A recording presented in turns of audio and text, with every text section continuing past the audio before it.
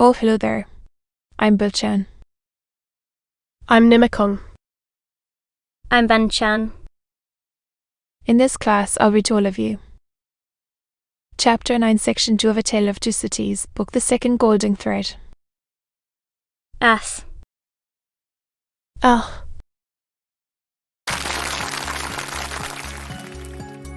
A Tale of Two Cities, Book the Second Golden Thread. Charles Dickens. Chapter 9, Section 2. No, said the uncle. Pleasantly. But, however that may be, resumed the nephew, glancing at him with deep distrust, I know that your diplomacy would stop me by any means. My friend. I told you so, said the uncle, with a fine pulsation in the two marks. Do me the favour to recall that I told you so. Thank you, said the Marquis very sweetly indeed. His tone lingered in there, almost like the tone of a musical instrument. In effect, so pursued the nephew, I believe it to be of once your bad fortune, and my good fortune. I do not quite understand, returned the uncle, sipping his coffee. I believe that if you were not in disgrace with the court, and had not been overshadowed by that cloud for years past. It is possible, said the uncle, with great calmness, for the honour of the family, I could even resolve to incommode you to that extent. I perceive that. Happily for me, the reception of the day before yesterday was, as usual, a cold one, observed the nephew. I would not say happily. My friend, returned the uncle, with refined politeness. I would not be sure of that. A good opportunity for consideration. Surrounded by the advantages of solitude, might influence your destiny to far greater advantage than you influence it for yourself. But it is useless to discuss the question. Ion. As you say, at a disadvantage. These little instruments of correction, these gentle aids to the part and honour of families, these slight favours that might so incommode you, are only to be obtained now by interest and importunity. They are sought by so many, and they are granted comparatively to so few. It used not to be so. But France and all such things is changed for the worse. Are not remote ancestors held the right of life and death over the surrounding vulgar? From this room, many such dogs have been taken out to be hanged.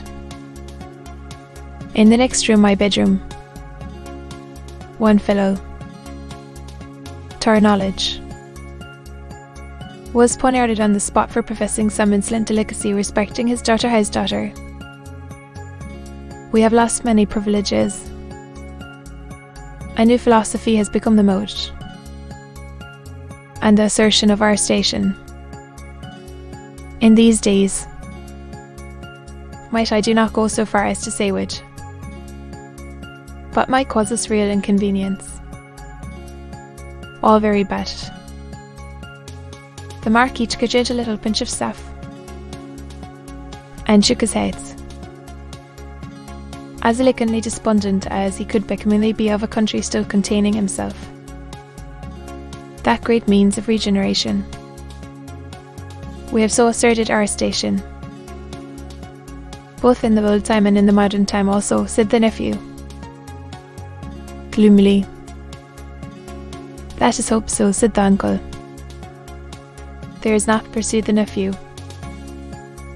in his former tone, a face I can look at, in all this country round about us. I compliment, said the Marquis, to the grandeur of the family, merited by the manner in which the family has sustained its grandeur. Ah, and each kind of thou gentle little pinch of stuff, and lightly crossed his legs. But when his nephew, leaning an elbow on the table, covered his eyes thoughtfully and dejectedly with his hand, the fine mask looked at him sideways with a stronger concentration of keenness, closeness, and disliked, than was comportable with its whereas assumption of indifference. Repression is the only lasting philosophy. The dark difference of fear and slavery. My friend, observed the Marquis, will keep the dogs obedient to the whipped, as long as this roof looking up to it. That might not be so long as the Marquis supposed. Ance could have been shown to him that night.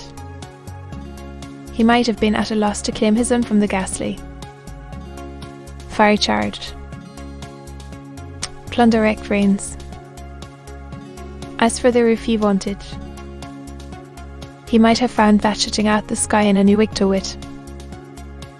Forever, from the eyes of the bodies into which its lead was fired, out of the barrels of 100,000 muskets.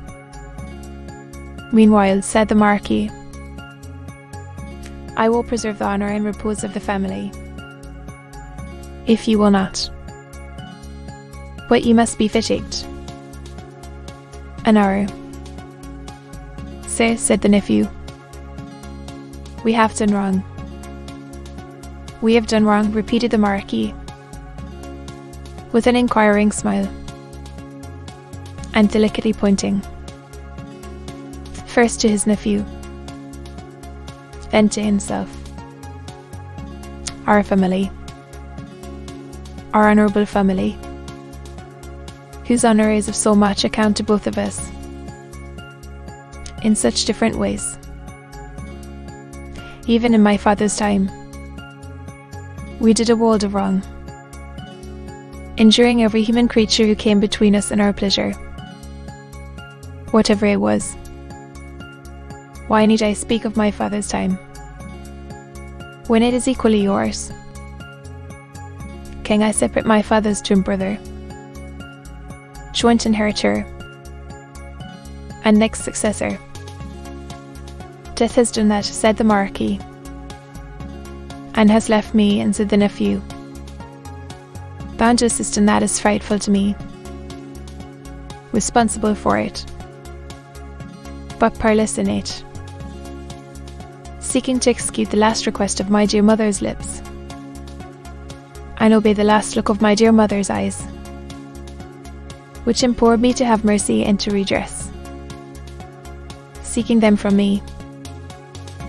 My nephew, said the Marquis, forever seek them in vain. Every fine straight line in the clear whiteness of his face was cruelly, craftily, and closely compressed, while he stood looking quietly at his nephew.